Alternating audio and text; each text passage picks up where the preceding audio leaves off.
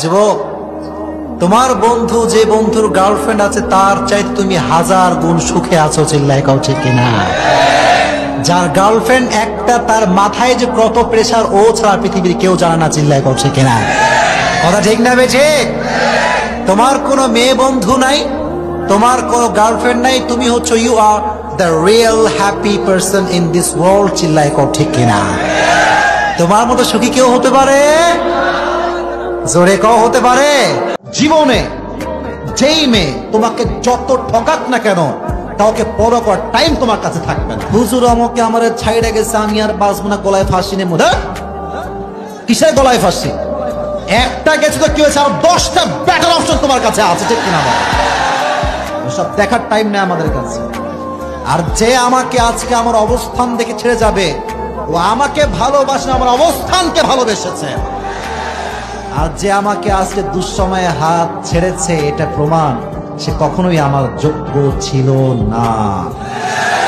আরে যে আমারে ভালোবাসে সে তো আমার খারাপ অবস্থায়ও ভালোবাসবে, ভালো অবস্থাতেও সে আমাকে ভালোবাসবে। অতএব যে ছেড়ে গিয়েছে ওরে নিয়ে ভাবার কোনো টাইম তোমার কাছে নাই। তোমার কথা হবে একটা, আগে কথা শোনো, তোমার কথা হবে একটা, আমি আমার জীবনে এত বেশি উন্নয়ন করব, যারা আমাকে অবহেলার একদিন করেছে তারা আমার সঙ্গে দেখা করার জন্য পাগল হয়ে যাবে, ঠিক কিনা বলো? আসলে ইফতার যখন সামনে থাকে, পাশে মা থাকে, বাবা থাকে, ভাই থাকে, বোন থাকে, তো যেহেতু আমরা একটু দুষ্টু টাইপের হই আর কি, সারাদিন বদমাইশি করি, আব্বা মা তো জানে যে আমরা বদমাইশ দুষ্টু টাইপের আর কি, তো আব্বা আম্মার সামনে দুটো হাত তুলতে লজ্জা লাগে, যে মায়ের সামনে হাত তুলে দোয়া করবো, মা কি বলবে, এই লিল কত বড় আল্লাহ রে তুই। তো এটা একটা হতে পারে, এই জন্য মাথায় রাখবেন। দেখেন, দোয়া করার জন্য হাত তোলা কোনো শর্ত নয়। কথা কি বোঝা যায়? কথা কয় বোঝা যায়? আচ্ছা, হাত তুলতে হবে না। আপনি ইফতারির সামনে রাখা আছেন, মনে মনে আল্লাহর কাছে দোয়া করেন, মনে মনে। আপনি মনে মনে দোয়া করলেও আল্লাহ আপনার দোয়া কবুল করে নেবে, সুবহানাল্লাহ পড়েন।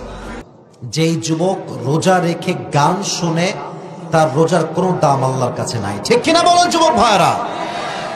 রমজান মাসে বেলাজার মতো, বেহায়ার মতো চায়ের দোকানদার টিভিতে গান বাজায়, সেলুনের নাপিত গান বাজায়, যুবক ভাইরা, ঠিক কিনা বলো? আমরা চাই রোজাকে সম্পূর্ণ আদায় করব, বাট এই নাপিত গুলো, এই দোকানদার গুলো, আর বিশেষ করে চায়ের দোকানদার গুলো জেনার আড্ডাখানা তৈরি করেছে, ঠিক কিনা বলেন? সারা দিন উলঙ্গ মেয়ের ভিডিও চলতেছে টিভিতে,